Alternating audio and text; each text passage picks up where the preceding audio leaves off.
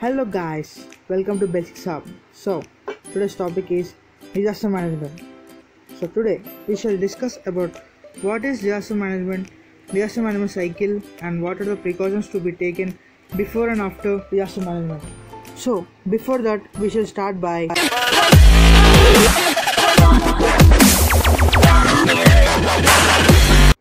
So what is disaster management?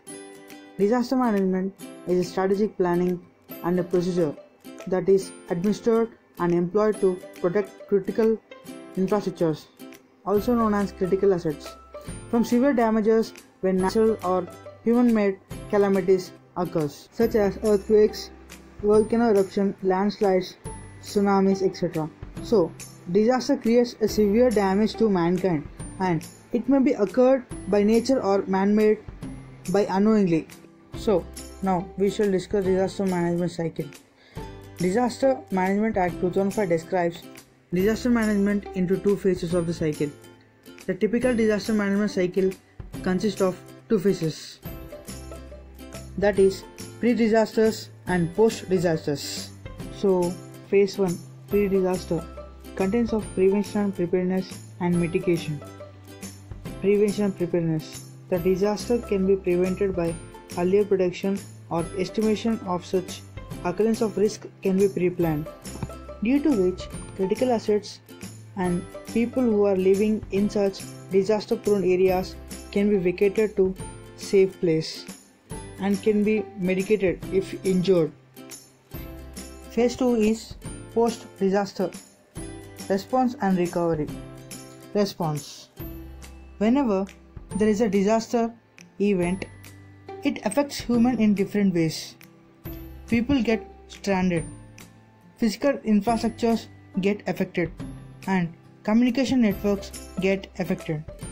In this case, disaster response is needed. This includes immediate rescue of the people, providing immediate relief in the form of setting up relief camps, restoring communication networks, restoring infrastructures, etc. And coming to recovery phase involves implementation of different actions through which sustainable redevelopment after the disaster is taking place.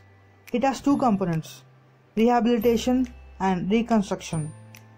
Rehabilitation is a process where measures are taken to make the society function normally.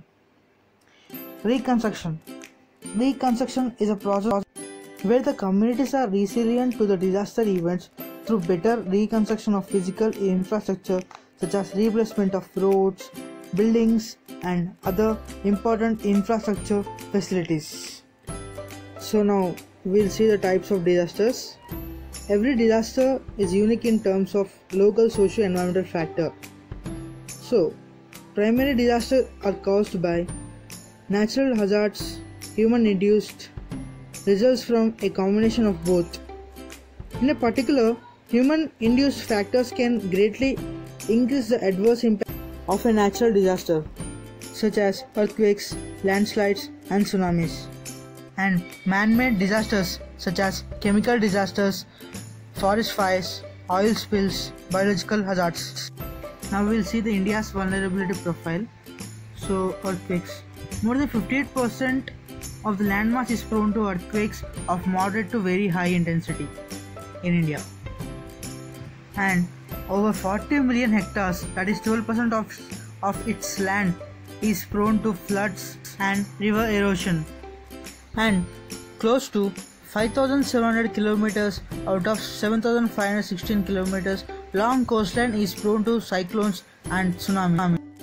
68% of cultivable land area is vulnerable to droughts, and its hilly areas are at risk from landslides and avalanches.